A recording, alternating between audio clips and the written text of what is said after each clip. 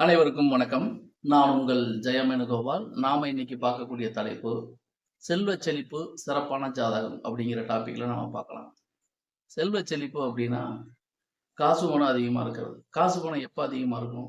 ஒரு ஜாதகத்துல சுக்கிரன், குரு இவர்கள் உச்சமாக இருக்க வேண்டும் அல்லது ஆட்சியாக இருக்க வேண்டும். சுக்கிரன் அப்படிங்கிறது ரொட்டேஷன் மணி, குரு அப்படிங்கிறது பல்க் மணி. இவர்கள் இருவருமே நேரடியாக 2ஆம் பாவத்துக்கு தொடர்பு இருக்க வேண்டும். அந்த 2ஆம் பாவம் பாதிப்பு இல்லாமல் இருக்க வேண்டும். 2ஆம் பாவ அதிபதி சுக்கிரனாகவோ அல்லது குருவாகவோ அவர்கள் வலிமையாக இருக்கும் பொழுது, சுக்கிர தசையோ அல்லது குரு தசையோ, சுக்கிர புத்தியோ அல்லது குரு புத்தியோ நடக்கும் பொழுது, ஜாதகருக்கு முழுக்க முழுக்க பண வரவு அப்படின்னு வந்துகிட்டே இருக்கும்.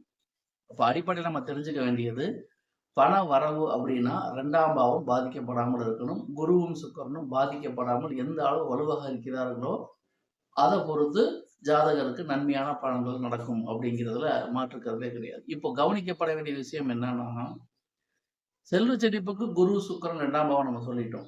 மிதமிஞ்சிய செல்வ செழிப்பை எப்ப கொடுப்பாங்க அப்படின்னா, இந்த 2ஆம் பாவ அதிபதியும் யோக புள்ளியில் இருந்து, குருவும் யோக புள்ளியில் இருந்து, சுக்கிரனும் யோக புள்ளியில் இருந்தால் இவர்களுக்கு காலம் முழுக்க மிதமிஞ்சிய பண வரவு கிடைக்கும் அப்படிங்கிறது புரிஞ்சுக்கணும். ஏன்னா யோக புள்ளியில குருவோ சுக்கிரனோ இருந்து அதனுடைய தசாபுத்தி நடக்கும் பொழுது கணக்கிலடங்கா பண வரவு அந்த காலகட்டத்தில் கண்டிப்பாக வரும். எல்லாருக்கும் வருமானா, பாதிக்கப்படாம இருந்தா எல்லாத்துக்கும் வரும்.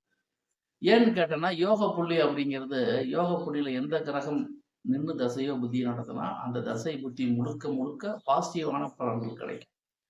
அதே சமயத்துல கர்ணநாதனாகவோ யோகியாகவோ சுக்கிரனோ குருவோ அவர்கள் வலுவாக இருந்து 2ஆம் இடத்துடன் சம்பந்தப்பட்ட தசாபுத்தி நடக்கும் பொழுது அவர்கள் தங்களுடைய காலகட்டத்தில் கோடிகளை கொடுக்கக்கூடிய தன்மைகளை ஜாதகருக்கு நிச்சயமாக வழங்குவார்கள் அப்படிங்கிறத நம்ம நோட் பண்ண வேண்டிய விஷயம். அப்ப பணம்னு எடுத்துக்கிட்டா அதுக்குள்ள சப்டிவிஷன் இத்தனை போகணும்.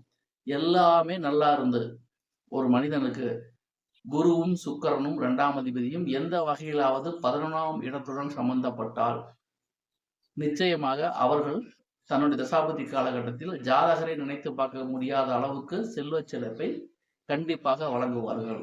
அப்ப செல்வ செழிப்பை வழங்கக்கூடிய ஜாதகம் எப்படி இருக்கும் அப்படின்னு கேட்டா, 2ஆம் பாவம் நல்லா இருக்கணும், 2ஆம் பாவாதிக்கு வீடு கொடுத்தவர் நல்லா இருக்கணும், 2ஆம் பாவாதிபதிக்கு சாரம் கொடுத்தவர் நல்லா இருக்கணும், குரு நல்லா இருக்கணும், சுக்கரன் நல்லா இருக்கணும்.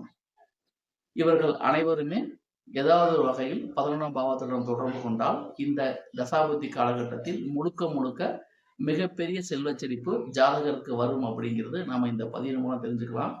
இவை முழுக்க முழுக்க பொதுவான தகவல் தான். தனிப்பட்ட ஜாதகத்தை பொறுத்து அதில் உள்ள கிரக அமைவுகளை பொறுத்து பலன்கள் வேறுபடும் என்பதை நாம் மறக்கக்கூடாது.